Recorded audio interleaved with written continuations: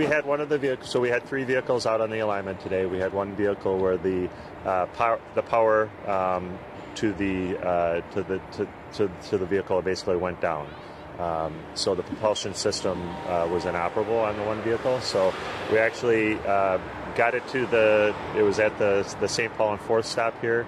We towed it in with another vehicle, and now we're back in full operation.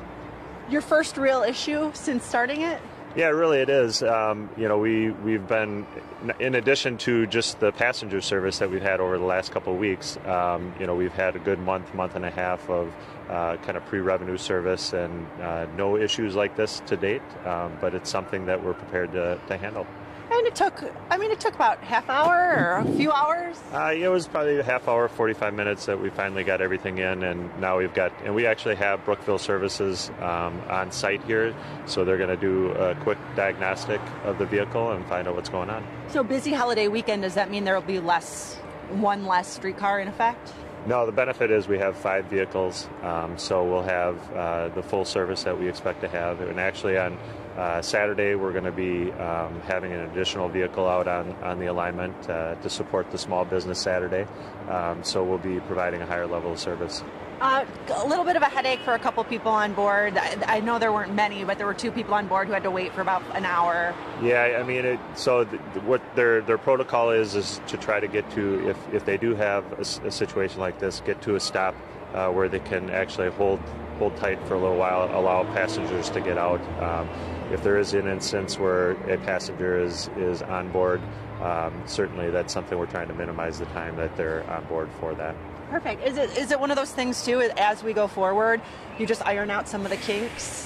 Yeah, I mean, there's always a potential that, a vehicle might go down, but getting the right process in place that we can quickly get it off the alignment and get it into the shop so that we can, we have a vehicle in spare, and in this case we actually had 2 vehicles in spare, so we can make the transition as quickly as possible. And just so I know, the people working on it, those weren't drivers. They were called to the scene, or?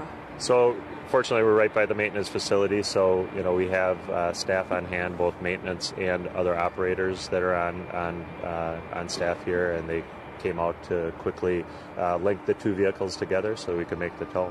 And that's what would be protocol in any case like this? They would go to the site and tow it or work on it? Exactly, yeah. Okay. Is there anything else you can think of? Jeff, did the cold weather play any role in, I know it's too early to say, but we're supposed to work. Yeah, there's I don't think we have any sense that this was weather related or anything. These are, we're in our first couple weeks of operation here.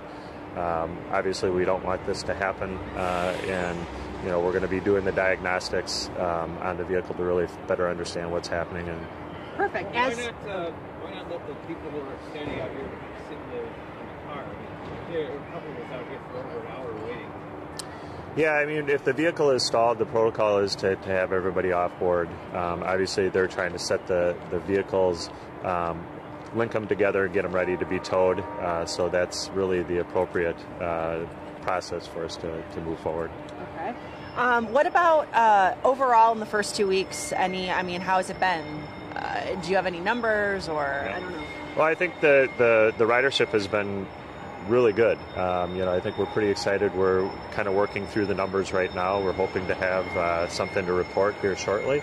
But we've had very regular ridership. The weekends have been the peak ridership times. So we're pretty excited about it. Perfect. All right, that's all we need. All right. Is there anything that would, through the winter, just off of his question, is there anything that would be done to make sure there's a warm place for people to hang out in, just to make sure, or? Yeah, or I guess they walk to, I don't know. Yeah, I mean, obviously we want to be able to communicate with the folks as to what's happening, and in this instance, I think there were people that are actually at the stop here that were just coming down to ride the streetcar today versus actually taking it to go someplace. But if the vehicle, if the vehicle is going to be out of service for an extended period of time, I think the benefit here is, we had people to communicate that, face to face. Okay, perfect. Thank you so much.